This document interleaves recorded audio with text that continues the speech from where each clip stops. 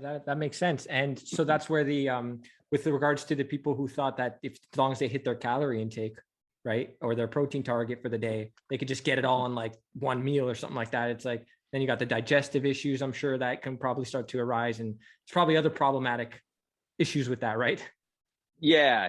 I mean, meal timing is definitely a smaller piece of the puzzle compared to total caloric intake. But this is where I always say, like, when I'm working with bodybuilders that want to like absolutely maximize their potential, this is where we really get down to the nitty gritty. Is like, yeah, sometimes it's easier to eat 2 or 3 meals in a day and just make them bigger meals. But, are you willing to do what it takes to eat? And they don't even need to be big meals. Like, if you're having let's say you're having 5 protein feedings, because they only need to be protein feedings. You have a post-workout shake, that's 1 protein feeding. Maybe you add in 1 other protein shake throughout the day, that's another protein feeding. Then you could eat 3 meals.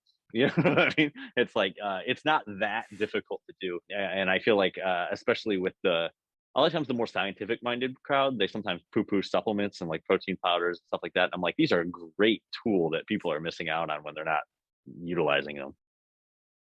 Right. Well, for the longest time, bodybuilders were waking up in the middle of the night just so they didn't miss that feeding, right? Yeah, I tried that when I was like in my early 20s, because I tried so many crazy things. So I wanted, even if the answer was somewhat clear on, if it was wrong, I still had to experience it myself. And I tried like waking up in the middle of the night and having a protein shake, and it's like the interrupted sleep was absolutely not worth the hit to recovery. I knew it was probably the case, but I'm like, I have to try. You know what I mean? It's funny. I've literally been there. I'm sure the many listeners have, because this is a natural bodybuilding podcast. So I'm sure there's many laughing right now because they probably tried that as well. So that's hilarious.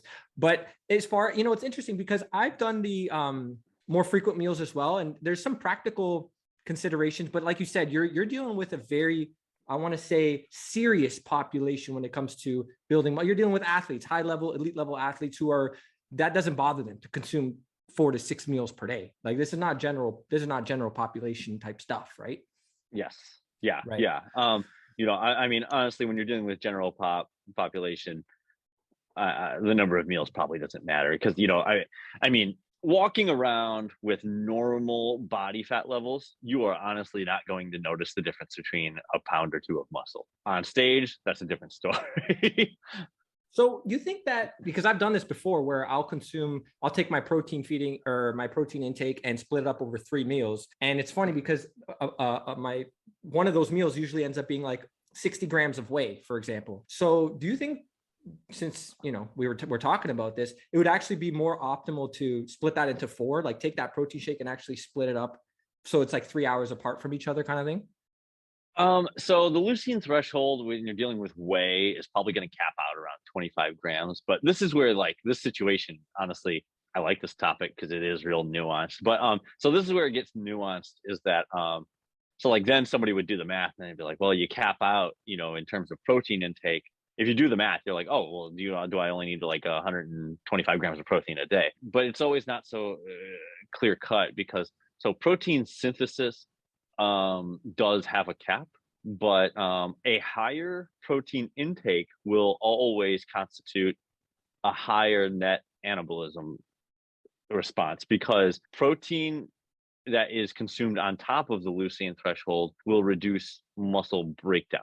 So there's like a give and a take, and I there's still a lot of research needing to be done in terms of what that means. I've even had questions myself about, does that change from off season to contest prep? Because the muscle tissue breakdown during contest prep is obviously greater. So I don't really know if we need to adjust our response in terms of protein feedings. I mean, I've gone round and around on that thought in my head for years now.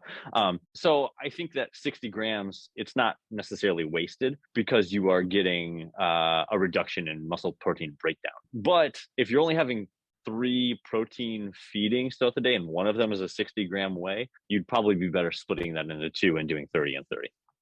They did a study on this. They put 2 guys in a room and they put them on rowing machines, and they said, you guys are going to race, right? And they had them, these 2 guys rowed their asses off, and then they picked one. They go, you're the winner. You lost. They didn't actually track who won and who lost. The guy that thought